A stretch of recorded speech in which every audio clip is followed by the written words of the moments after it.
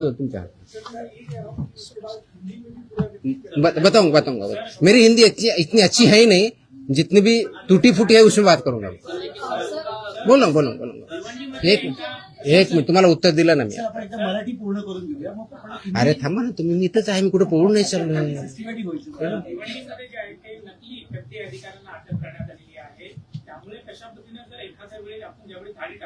I card असतं ऑफिसरकडे, simple.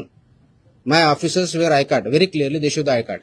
या प्रतिबंधित माल जो आहे तो बऱ्याचदा गुजरात सारख्या राज्यातून मुंबईत येतो, खास करून गुटखा असेल किंवा बऱ्याचदा भेसळयुक्त खावा देखील गुजरातवरूनच मुंबईमध्ये येतो। वाहतूक व्यवस्था करणाऱ्या अनेक लक्झरी बसेस असतात, टुरिस्ट गाड्या असतात किंवा ट्रक, यासाठी आरटीओची काही मदत वगैरे घेणार? मी आता वाचताना वाटलं इन्क्लुडिंग ट्रान्सपोर्टर्स, आरटीओची मदत घेणार? सगळ्या एजन्सी एकत्र काम करत असतात, त्याच्यामध्ये सगळ्याच एजन्सी काम करतात। आपण याच्यामध्ये मकोका लावताना किंवा हे करताना इव्हन आताचे जे FIR होत आहेत त्याच्यामध्ये आपण फक्त विकणाऱ्याला करत नाही, त्याचा ट्रान्सपोर्टरला पार्टी करतोय, त्याचा डिस्ट्रीब्युटरला पार्टी करतोय, तुमच्या ओनरला मी तुम्हाला लिस्ट पण दिली।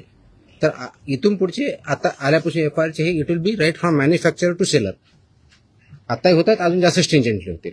सो दे आर रिस्पॉन्सिबल, कायद्यामध्येच व्हेरी क्लिअरली त्याच्यामध्ये कुठेही डाऊट नाही त्याच्याबद्दल। याच्या बाहेर नका विचारू, जो आपला विषय चालला तेवढाच विचार नाही, संबंधित नाही, आजच्या विषयाशी संबंधित।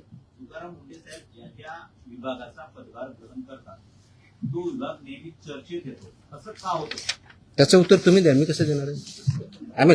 तो काय होतो तर you are better, no I cannot answer this simple. कारण काय येतो, लोक चर्चा का करतात, तुम्ही जास्त का पब्लिश करतात, का कुणी काय करतं, ह्याचं उत्तर मी नाही देऊ शकत। यू हॅव टू अनालाइज, त्याचं उत्तर मी कसं देऊ शकणार? सोशल मीडियावरती तुम्ही इथे प्रचंड लोकांचा पाठिंबा, we are diverting, let us not divert.